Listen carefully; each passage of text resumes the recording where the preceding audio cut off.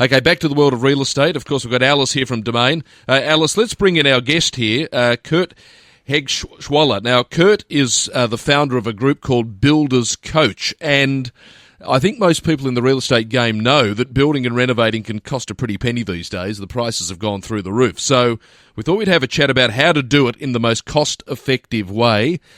Kurt, welcome to the program. Thank you for your time. Thank you for having me, Michael. Great to be here. Okay, so you're with that group Builders Coach. What do you do? Yeah.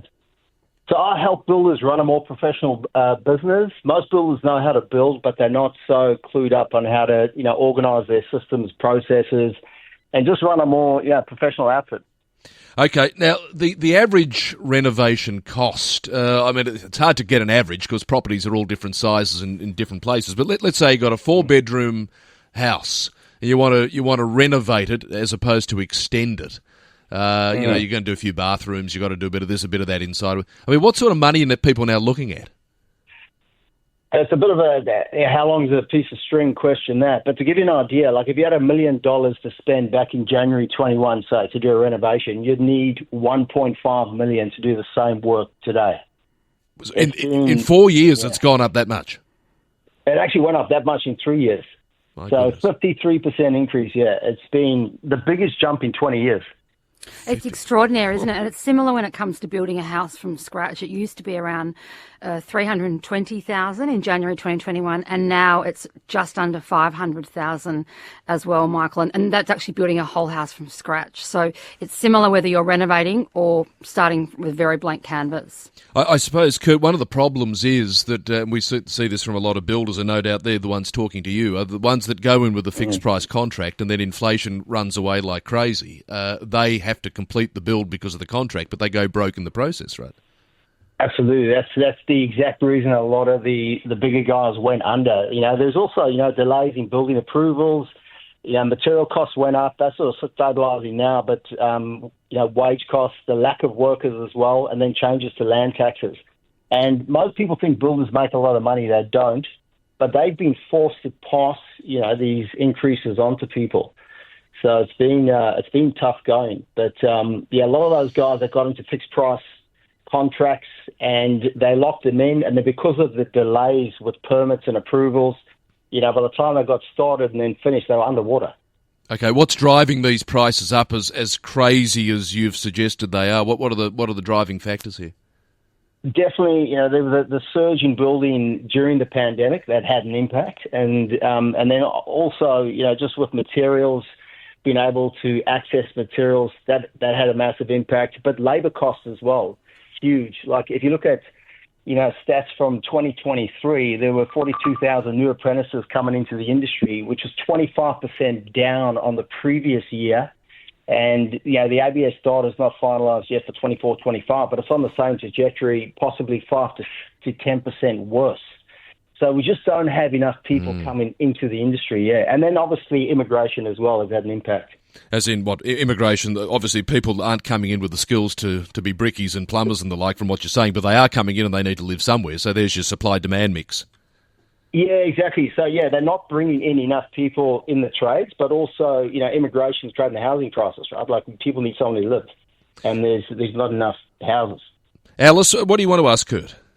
One question I would love to ask, Kurt, having the luxury of your knowledge here, is I love this idea about thinking of a renovation cost by square metre. Now, I know many builders are really reluctant to do it, but the rule of thumb I've always been told is that it used to be, pre-COVID, around $3,000 to $3,500 per square metre. And that number has now gone up to around $4,500 per square metre. I want to know, is that kind of an accurate ballpark? And second of all, it is quite a useful sort of idea to think about when you're trying to understand the cost of renovating, isn't it?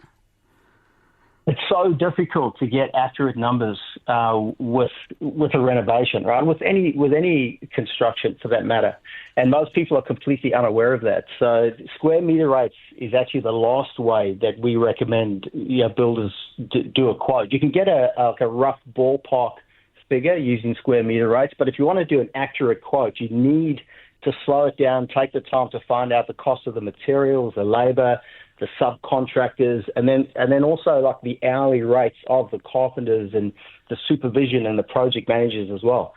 So the builders that we work with, getting the numbers right is crucial because of the price shock that everyone's experiencing. So we get them to work with quality estimators to get the numbers right, and then they usually charge a nominal fee for that. So that's a good way to find a builder who actually knows how to get the numbers right. Because most of them can't. Interesting. Yeah. Just before you go, Kurt, just finally, one thing I learned from builders, and builders listening to us now might want to add to this after the news on the open line, but it's not the building that always makes them financially come unstuck.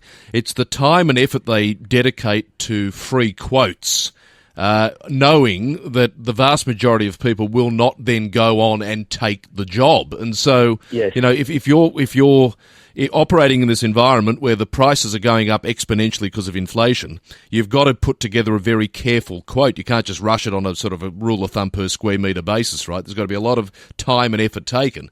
Well, that's, of course, time you're not on the site, you're not on the tools, you're not being productive, making money on a job.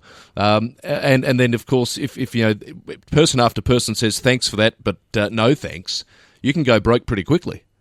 Absolutely. You just hit the nail on the head there, Michael. 80% of free quotes are not worth the paper they're written on, so make sure they do a proper job. But the other important thing for anyone listening, and this is really, like I'm sounding the alarm here, you've got to get the builder involved as early on in the pre-construction process as possible.